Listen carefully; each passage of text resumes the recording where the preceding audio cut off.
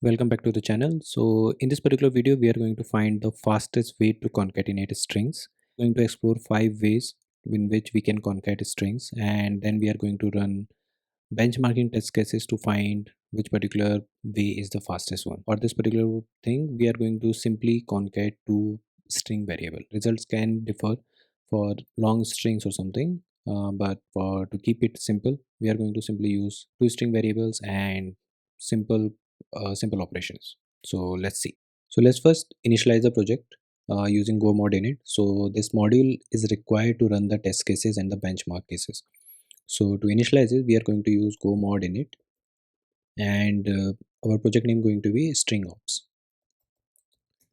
So once it is done, create two files, strings.go and strings underscore test.go, where we are going to write our benchmark. So once it is done, open this strings.go.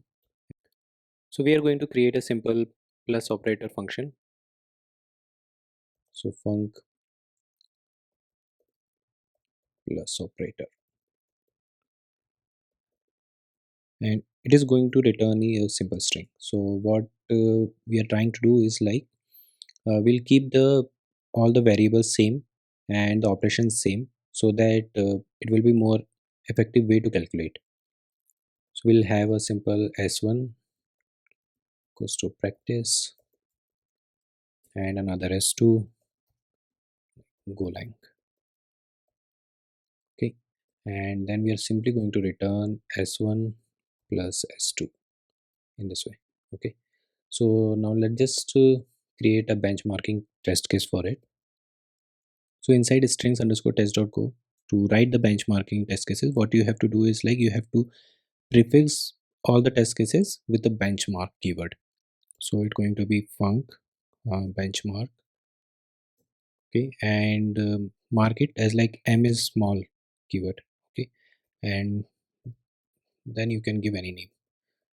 So benchmark plus operator, and it is inside the testing package, and we have to use .b.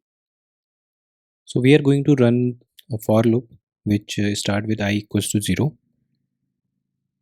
and it's going to run for a specific number of iteration. So for that you can use p dot n, capital N.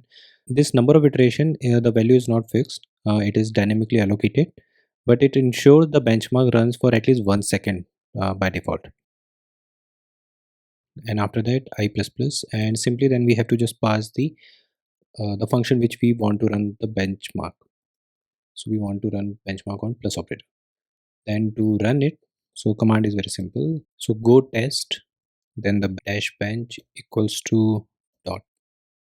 Dot signifies like we have to run the benchmark test in the same directory structure. So it ran 51 million plus operations, and each operation completed within 22.45 nanoseconds. So when you will run this particular test case in your machine, there is a possibility like that this number will change. It depends on the CPU utilization also, like how many applications are running in your machine and not. So right now there are multiple applications are running in my machine, so that is this, it is coming like this. But if I close a few more application, and that time if I'll try that time this particular operation time will improve again. So if I try again, so if you can see, this time it took a little bit more time. Okay, so now let's just see other methods also. So next is append operator. So for this we are going to simply use append operator, and it also going to return the string. And for this particular thing we have s1 and s2 as practice and go, and we are going to use s1 append operator s2. So we are going to append the go keyword or the go string in the s1. Okay, and then we'll simply return the s1. Okay, then let's just run the benchmark on this. So let's just reuse it. Instead of plus operator we need append operator. And okay, so now let's just see, go test dash bench. So this particular thing is taking almost twice the time than the plus operator. So the next one is like sprintf. So for that we are going to use func sprintf. going to return the string, and it has the two s1 s2, and it's going to return the fmt dot sprintf.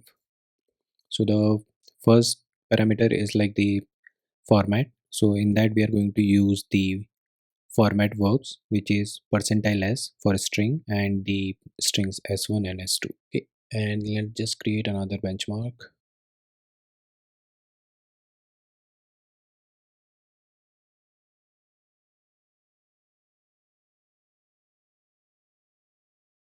Sprintf. Okay, now let's just run it.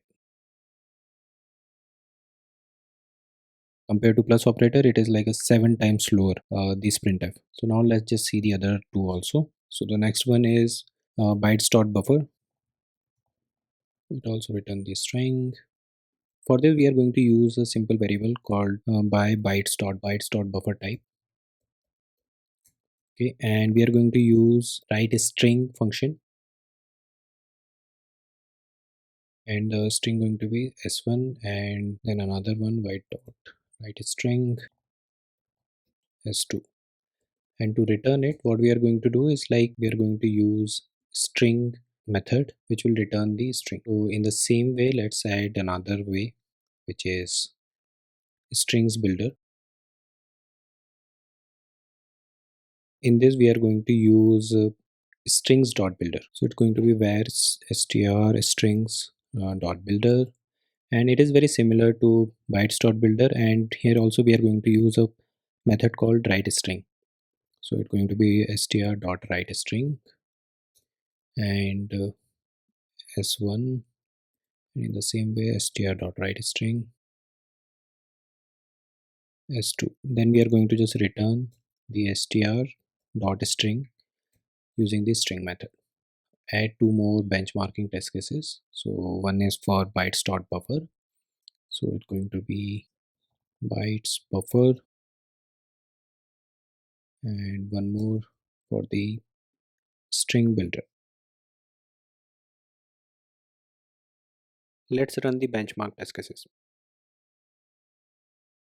Plus operator 29, append 56, sprintf 224, bytes buffer 97, and string builder is 45. As we can see, plus operator is the fastest among all five, and string builder is the second. Doesn't matter how many times I run it, it will come almost in that range only. Thanks for the watching, and I'll see you in the next lecture.